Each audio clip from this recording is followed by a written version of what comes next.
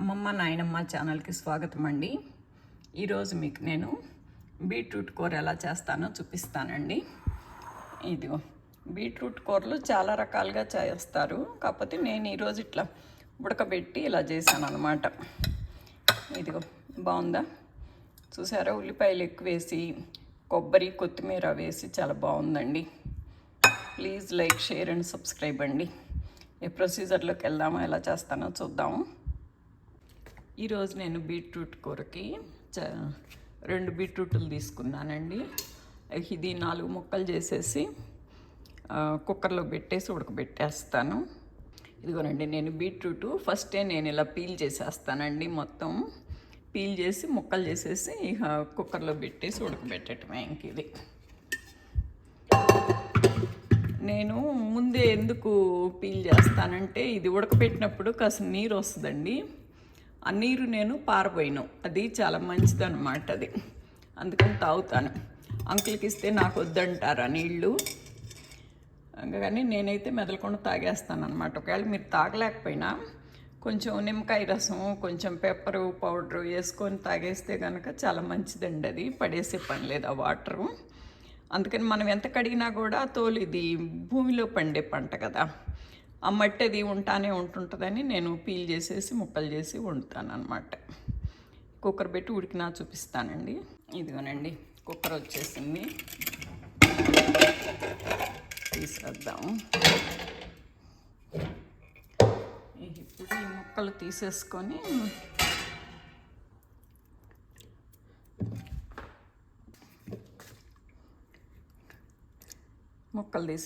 Water తాగేసేయచ్చండి.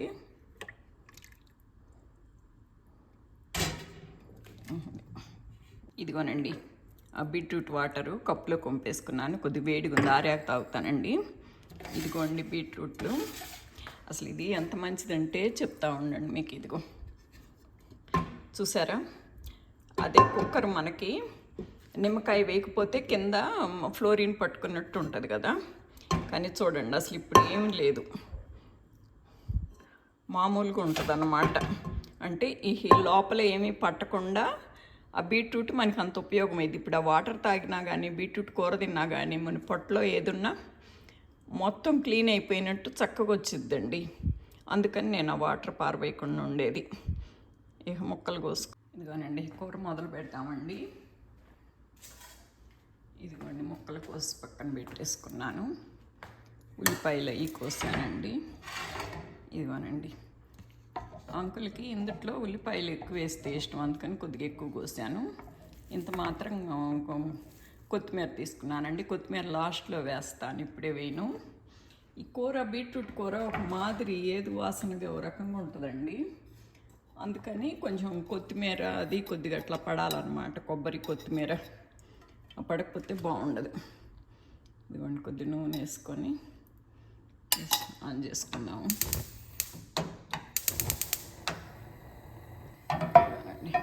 నేను కొద్దిగా spread చేసేసుకుంటే అంతే.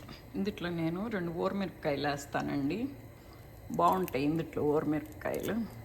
ఏ ఫ్రై కూరలోనైనా నేను ఊరమిరపకాయలు వేస్తానండి. లిక్విడ్ కూరలు అయితే కనుక మంచి మిరపకాయలు వేస్తాను. ఇదిగోండి, ఆవాలు చిట్చిట్టన్నాక జీలకర్ర, కొంచెం శనగపప్పు,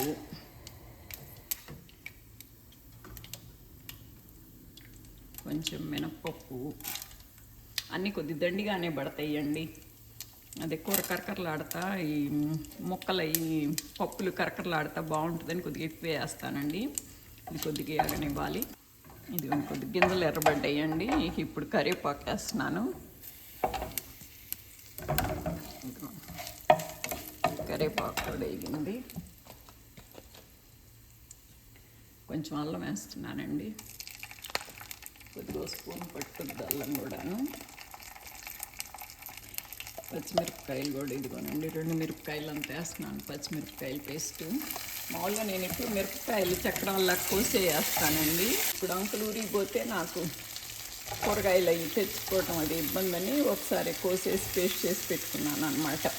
ఇప్పుడు బీట్రూట్లు అంటే నిల్వ ఉంటాయి కదా, ఇది పాత బీట్రూట్లు అయితే నేను ఇలా ఉడకబెట్టి ఇలా చేస్తానండి.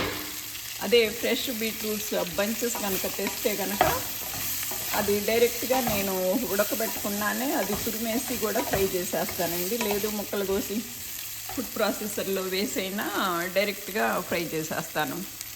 ఇది పాత బీట్రూట్లు కదా, ఇది ముందల యాప ఉడకబెట్టకపోతే కొద్దిగా గట్టిగా ఉంటుందని అది. ఇదిగోండి, కొద్దిగా పసుపు వేసుకుందామండి. పసుపు ఉప్పు వేస్తే కొద్దిగా ఉల్లిపాయ వేగుతుంది. పసుపు ఉప్పు ఇప్పుడు ఉల్లిపాయల వరకే వేస్తున్నానండి. మళ్ళీ బీట్రూట్ ముక్కలు వేసినాక మళ్ళీ తర్వాత మళ్ళీ వేస్తాను ఉప్పు. ఇదిగోనండి, ఇప్పుడు ఉల్లిపాయ సగబడి వేగిందండి. ఇప్పుడు ఆ బీట్రూట్లు వేసేసేద్దాము. ఆ బీట్రూట్లు వేపినప్పుడు మిగతా సగం కూడా వేగుతుంది అనమాట. ఇదిగోండి, బీట్రూట్లు వేసేస్తున్నాను.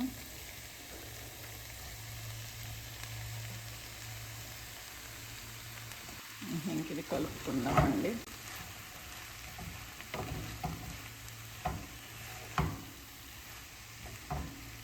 బీట్రూట్ ముక్కలు కూడా కొంచెం నూనెలో 1 నిమిషం వేగాలండి. ఇదిగోనండి, ఇప్పుడంతా కలిసిందండి, కొంచెం వేగింది. 2 నిమిషాలు ఏంటి 4-5 నిమిషాలు ఫ్రై చేశానండి. ఇప్పుడు కొంచెం ఉప్పు వేసుకుందాము.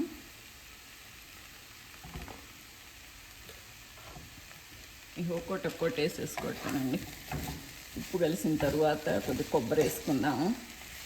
ఉప్పు నీరు అది వస్తుంది కదా, ఈ నీరు అది కూడా పొయ్యి కొద్దిగా వేగిన తర్వాత కొబ్బరి వేస్తానండి. ఇప్పుడు కొబ్బరి వేసుకుందామండి.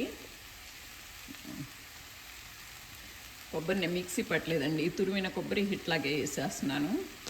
కొద్దిగా పలుకులు తగులుతూ ఉంటే కూడా బాగుంటుందండి. కొద్దిగా ఎక్కువ వేస్తానండి కొబ్బరి కూడాను. పచ్చి కొబ్బరి ఉంటే బాగుంటుందండి. కాకపోతే నాకు ఆ పచ్చి కొబ్బరికాయ తెచ్చి ఆ కొబ్బరి తీయటం అదంతా నాకు ఇబ్బందిగా ఉంటుంది. అందుకని నేను ఇలా తురిమిన కొబ్బరి కొనేస్తాను. ఇది వేసేస్తున్నానండి. ఇదిగోండి, ఇది ఇట్లా కలుపుకొని ఇలా కొత్తిమీర వేస్తున్నానండి. ఇదిగో మొత్తం కొత్తిమీర వేసేస్తాను. ఇది కూడా కలిపేసుకోవడం. ఇంకా అయిపోయిందండి, చూసారా? కొబ్బరి కొత్తిమీర అన్నీ వేసి బాగుంది. ఇంకా ఇందుట్లో ఇంకా నేను వేరే మసాలాలు ఏం వేయలేదండి. ధనియా పౌడర్ కింద నేను కొత్తిమీర వేసాను కదా, ఫస్ట్లోనే జీలకర్ర వేసేస్తాము. ఇంకంతేనండి. ఇక తింటుంటే ఆ తిరగమాత గింజలు ఎక్కువ వేసాం కదా, ఈ కరకరలాడుతూ బాగుంటుంది. నచ్చిందా మీకు? నచ్చితే కనుక please like, share and subscribe అండి.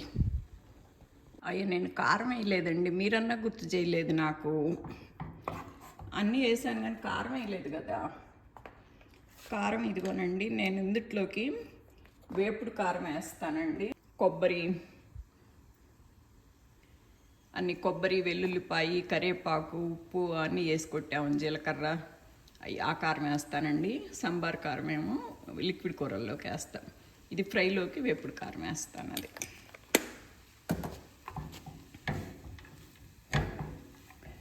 కూర సప్పకున్నా బాగుండదండి, కొంచెం వేసుకోవాలి కారం. ఇదిగోనండి, ఇది కూర ఇప్పుడు రెడీ అయిందనమాట. ఇందాకే రెడీ అయిందంటే మీరన్నా గుర్తు చేయకపోతే. ఇదిగో ఇదండి మన బీట్రూట్ కూర. బాగుందా? ఓకే అండి.